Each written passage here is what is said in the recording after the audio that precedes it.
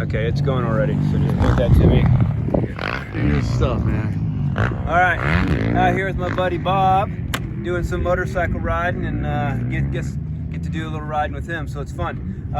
One thing I want to point out today when we're riding, here's something for you guys to work on: hand position. We always talk about feet, I talk about hips, I talk about this. What about hand position? Because you got to think, if my hands are turned in this way, then this is where you always get that blister, that cut on the side of your thumb. But if my hands are turned in this way, you see what happens to my elbows. When my hands are turned this way, I can grip onto my bike very tight. If I grip onto my bike tight, my arms are tight, exaggerate everything the motorcycle's doing. So a good point to do is to turn your hands out.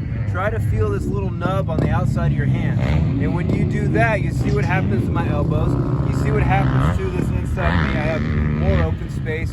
I can't grip on tight with my hands because they're rotated out. And if my hands are looser, then my arms are going to be looser. And what happens when you put any leverage on the outside of something? You have more control with it and more stability with it because you're putting weight on the outsides of this device. And again, 2 clicks, 2 pounds, 2 millimeters, you change the bike. So a little bit of outside pressure just by turning your hands out a little bit will help you on that track to turn the bike, to have more stability, less a head shake, and be able to loosen up your arms to go through these sections, so then you're getting what you want out there, you're feeling what you want to feel, because no way do you feel good with tight arms. And it's so easy to have tight arms when you grip on tight. You can't not grip on tight and have loose arms. It's impossible. So a good way to do that is rotate your hands out and take it slow. So just like myself and Bob were talking today about taking it slow. I'm riding with Bob and I have to slow down. I'm slowing down a lot.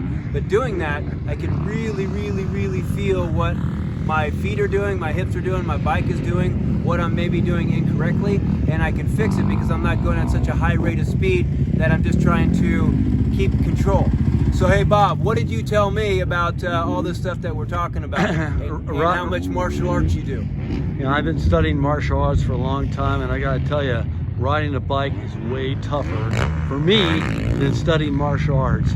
It's not forgiving, not at all.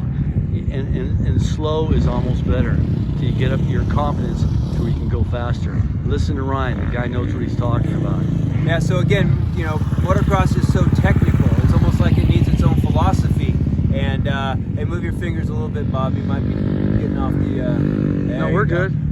And you might need its own philosophy. So again, I always try to bring out new things. I have the feet, the hips, the back. You always heard that, but our hand position is huge. And when I can really bring my hands out there, I find I have more of a flow. I have more feel with my front end. I have more traction, and I'm looser on the bike because I'm not doing a death grip. But remember, if you do that, you have to move your levers in, because if your levers are out towards your grips, you're going to have to turn your hands out to get to your levers. So you need to bring those in to turn those in, so then that you can bring your fingers where they should be. So little tip today, a little cool thing I wanted to share with Bob, because he does a lot of martial arts, and he used to tell me how much more technical motocross is than martial arts. So there you go again, another proof that this is the toughest sport on earth.